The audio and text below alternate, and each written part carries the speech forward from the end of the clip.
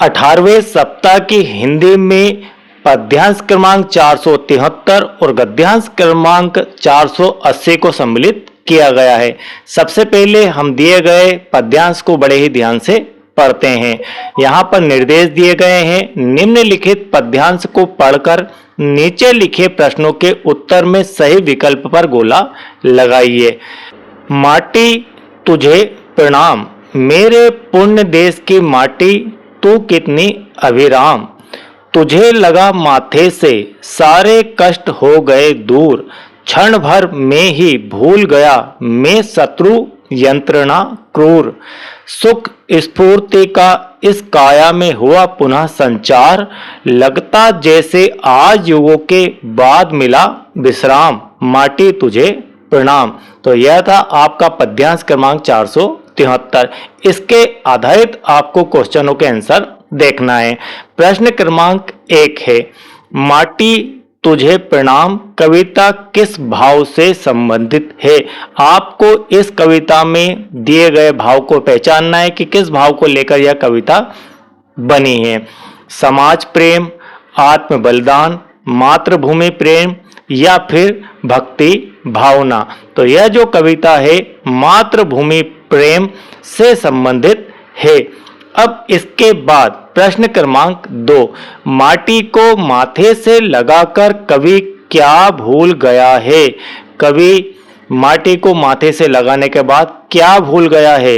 शारीरिक सुख, देश के प्रति प्रेम, वियोग पीड़ा या फिर शत्रु के दिए कष्ट। तो यहाँ पर आपका डी ऑप्शन राइट हो जाएगा। यहाँ पर दिया हुआ भी है, क्षण भर में ही भूल गया मैं शत्रु यंत्रणा क्रूर, तुझे लगा माथे से सारे कष्ट हो गए दूर। तो यहाँ पर शत्रु के दिए गए कष्ट को माटी को माथे से लगाने के बाद कवि भूल जाता है।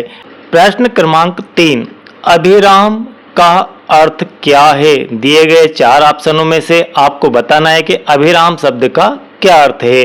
श्री राम से है, उपनाम से है, भयानक से है या फिर मोहक से है।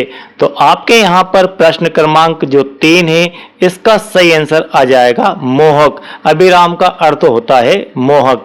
चलिए इसमें देखते हैं कहाँ पर आपको अभिराम दिया गया है। मेरे पुण्य देश की माटी तू कितनी अभिराम, कितनी मोहक है। ठीक है, इस प्रकार से इसका अर्थ निकलकर आता है। इसके बाद प्रश्न क्रमांक 4, नीचे दिए गए शब्दों में योजक चिन्ह, ये इस प्रकार का जो चिन्ह होता है माइनस टाइप से, यह होता है आपका योजक चिन्ह, किन शब्दों के बीच प्रयोग किया जाएगा। तो आपको यहाँ पर 2-2 शब्दों के पेयर दिए गए हैं, इनमें से किस पेयर में यह लग पाएगा आपको यह बताना है। तो यहाँ पर लगा दें, यहाँ पर लगा दें या यहाँ पर लगा दें या फिर यहाँ पर लगा दें तो सही फिट बैठ जाएगा।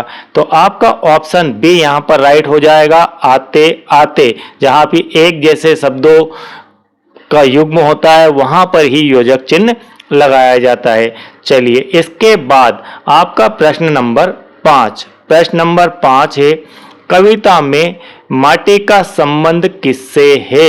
आपको यहाँ पर बताना है कि जो कविता है इसके अंदर माटी का संबंध किससे बताया गया है। घर से, खेत से, गली से या फिर स्वदेश से।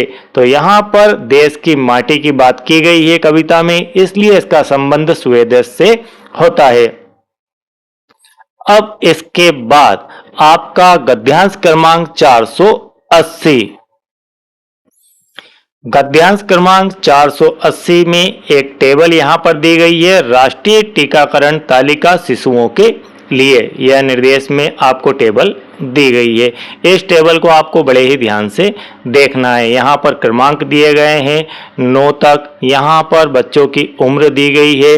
जन्म से 24 घंटे के भीतर जो टीका लगाया जाता है उस टीके का नाम है BCG HPV एवं हेपेटाइटिस बी और यह किन किन बीमारियों से बचाव करता है, वे बीमारियों के नाम यहाँ पर दिए गए हैं।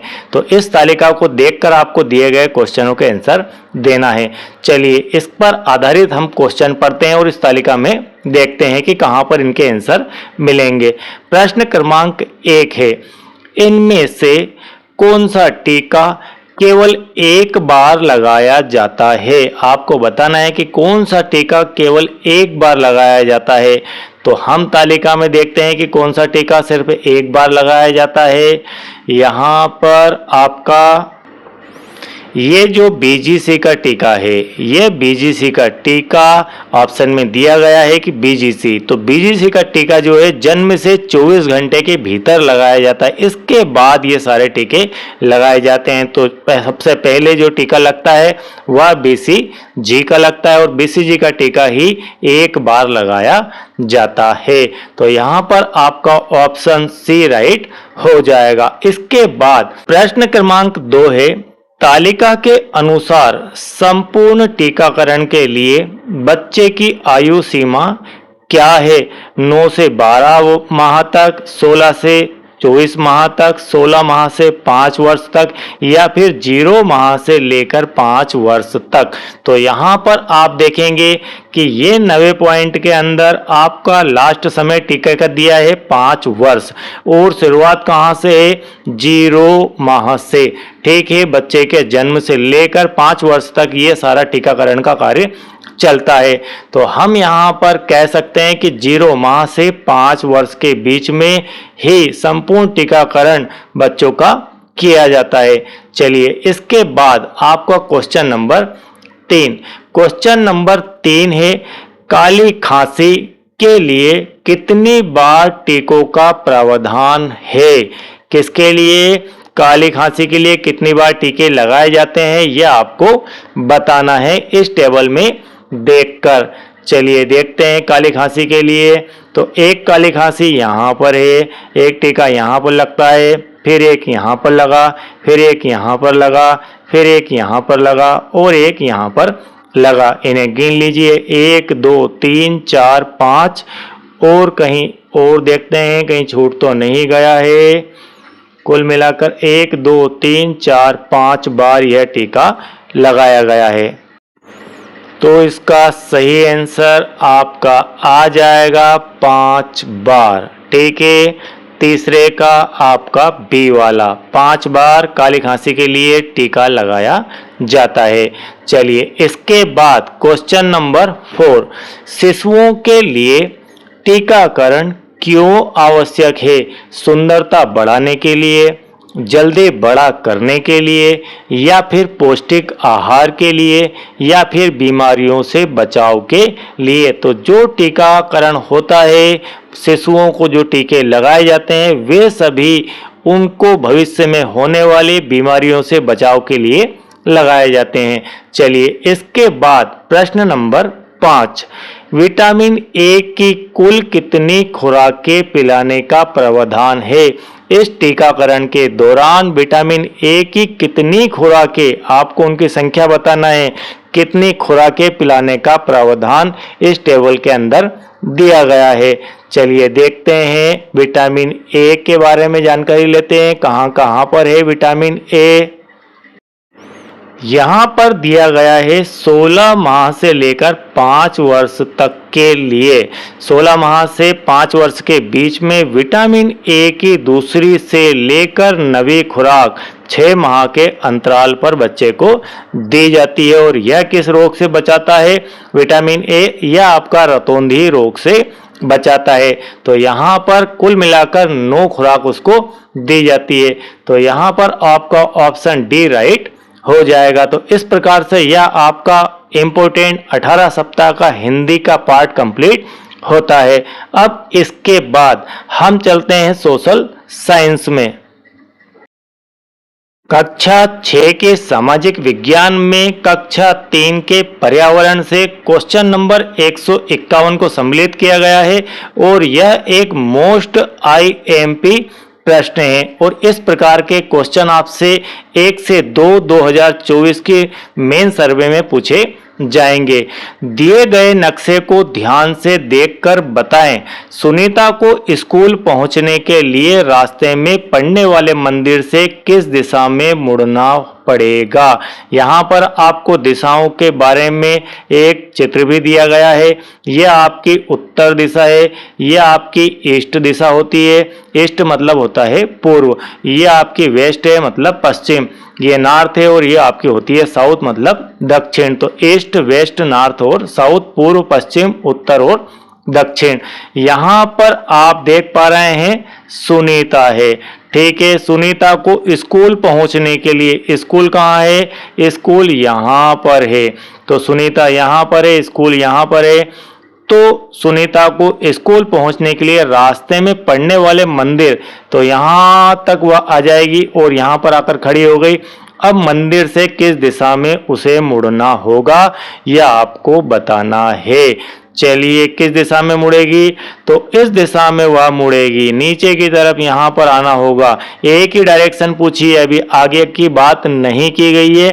बात की गई है मंदिर की, कि मंदिर के पास से वह किस तरफ मुड़ेगी। तो मंदिर के पास से वह साउथ दिशा की ओर मुड़ जाएगी। यह आपकी साउथ दिशा है, तो नीचे की तरफ आएगी।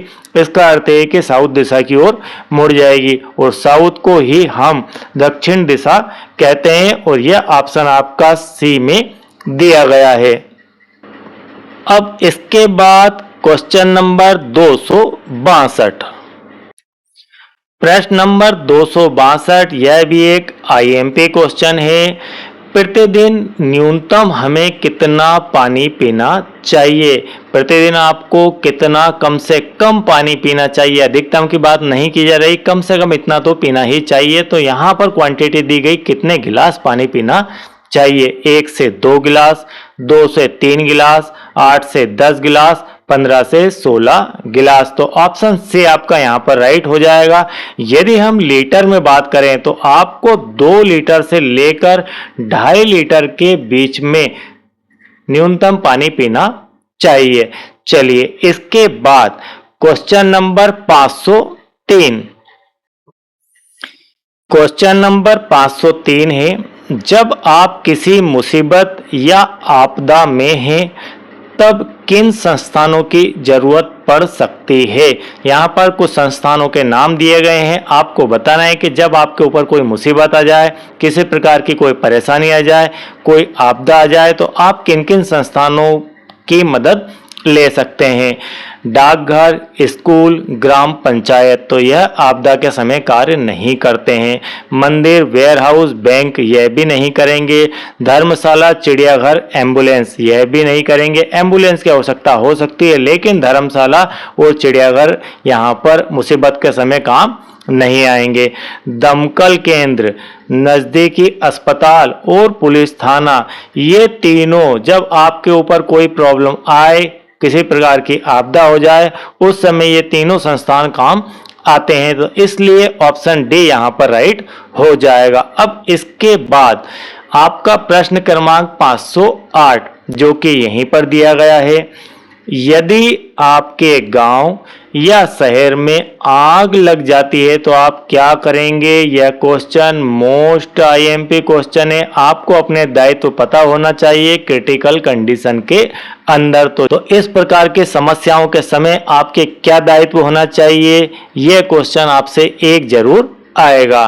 तो यहाँ पर दमकल केंद्र को सूचित कर स्वयं लोगों की मदद करेंगे, क्या आपका यह दायित्व होगा। या फिर बाल आयोग को सूचित करेंगे, महिला आयोग को सूचित करेंगे, दूसरे लोगों को मदद करने को कहेंगे। तो ऑप्शन ए यहाँ पर राइट हो जाएगा। क्यों राइट हो जाएगा, क्योंकि गांव या शहर में आग लगी है, तो आग लगने पर आप दमकल केंद्र को सूचित करेंगे। तो दमकल केंद्र वाले क्या करेंगे, दमकल गाड़ी भेजेंगे। दमकल गाड़ी आपने देखी होगी, फायर ब्रिगेड जिसे हम कहते हैं, उसके अंदर काफी सारा पानी भरा हुआ होता है और वह गाड़ी आती है और आग बुझा देती है। तो दमकल केंद्र को हम सूचित करेंगे ताकि वे गाड़ी पहुंचाएं। और आपका क्या कर्तव्य रहेगा, इसके बाद स्वयं लोगों की आप मदद करेंगे जो भी संभव वहां पर हो पाए। चलिए, इसके बाद क्वेश्चन नंबर 510, ये भी यहीं पर दिया गया है।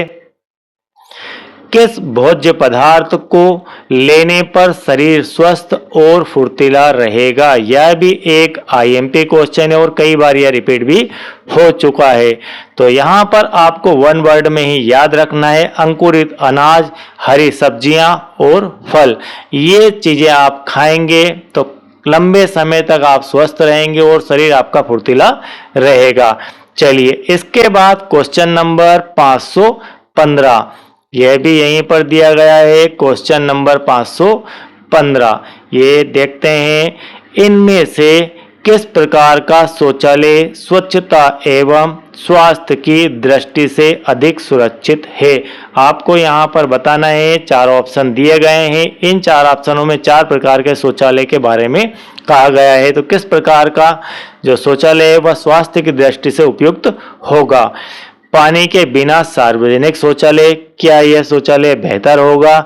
या फिर पानी के साथ ढका हुआ शौचालय होना चाहिए? पानी के बिना और पानी के साथ खेत में खुला। तो इनके कारण से ये तीनों ऑप्शन आपके गलत हो जाते हैं। खुले में शौच नहीं करना है, खुला शौचालय नहीं होना चाहिए, पानी के बिना वाला शौचालय किसी कार्य का नहीं है, इसलिए बी ऑप्शन आपका यहाँ पर राइट हो जाता है। इसके बाद कक्षा 6 के माध्यमिक स्तर के सामाजिक विज्ञान से प्रश्न क्रमांक 431। प्रश्न नंबर 431 है कि शीतोष्ण कटिबंध में तापमान होता है, बहुत नम होता है, बहुत कम होता है, अत्यधिक होता है या फिर मध्यम होता है? तो ऑप्शन डी आपका यहाँ पर राइट हो जाएगा। शीतोष्ण कटिबंध के अंदर मध्यम तापमान होता है। अब इसके बाद प्रश्न क्रमांक 448, यह भी एक मोस्ट टाइम पे प्रश्न है, इसे भी आप ध्यान से समझ लीजिए कि इसमें कौन सा ऑप्शन आएगा और क्यों आएगा। इनमें से मानचित्र का घटक नहीं है दूरी। मानचित्र के ऊपर आपने नक्शा देखा होगा, उस नक्शे के ऊपर दूरी भी दिखाई जाती है, उस नक्शे के ऊपर दिशा भी दिखाई जाती है। यहाँ पर घटक नहीं है, उसे निकालना है। प्रतीक चिन्ह भी दिखाए जाते हैं कि यह कच्ची सड़क का चिन्ह है, यह पक्की सड़क है, यहाँ पर अंतर्राष्ट्रीय सीमा है, और पर्वत को नहीं बताया जाता है मानचित्र के ऊपर, इसलिए ऑप्शन डी आपका यहाँ पर राइट हो जाएगा। चलिए, इसके बाद क्वेश्चन नंबर 694। प्रश्न क्रमांक 694 है, पलाश के फूलों का रंग किस त्योहार में इस्तेमाल किया जाता है? होली, दिवाली या फिर मकर संक्रांति या फिर राखी? तो इसका सही आंसर आ जाएगा होली।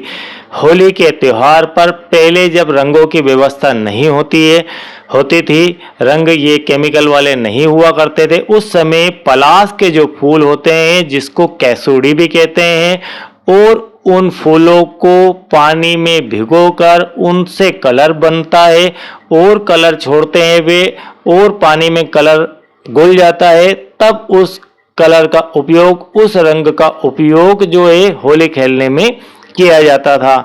तो आपका सही आंसर आ जाएगा होली। और आपको यह याद रखना है, पलाश के फूल जो है होली पर रंगों के लिए काम में लाए जाते थे। चलिए, इसके बाद प्रश्न क्रमांक 777। प्रश्न क्रमांक 777 है, भारत में प्रत्येक 6 वर्ष से लेकर 14 वर्ष का बच्चा किसी भी शासकीय स्कूल में प्रवेश ले सकता है। यह कौन से मौलिक अधिकार से संबंधित है? बच्चों के भी मौलिक अधिकार है, तो यह अधिकार है उनका शिक्षा का अधिकार, शैक्षणिक अधिकार और सांस्कृतिक अधिकार। तो ऑप्शन सी आपका यहाँ पर राइट हो जाएगा। समानता का अधिकार नहीं, स्वतंत्रता का अधिकार भी नहीं, और संवैधानिक उपचार का अधिकार भी नहीं। ये सारे अधिकार आपको प्राप्त तो हैं, लेकिन यहाँ पर पूछा गया है कि 6 वर्ष से 14 वर्ष तक का जो बच्चा है वह किसी भी शासकीय स्कूल में यदि पढ़ने जाता है, एडमिशन लेता है, तो किस अधिकार के तहत लेता है? तो उस अधिकार का नाम आपको बताना है। तो ऑप्शन सी में दिया गया आपका जो अधिकार है, यह 6 से 14 वर्ष के बच्चे का शैक्षणिक अधिकार होता है। आई होप कि आज के वीडियो में आपको हिंदी और सामाजिक विज्ञान सब्जेक्ट 18वें सप्ताह का बिल्कुल क्लियर हो चुका है।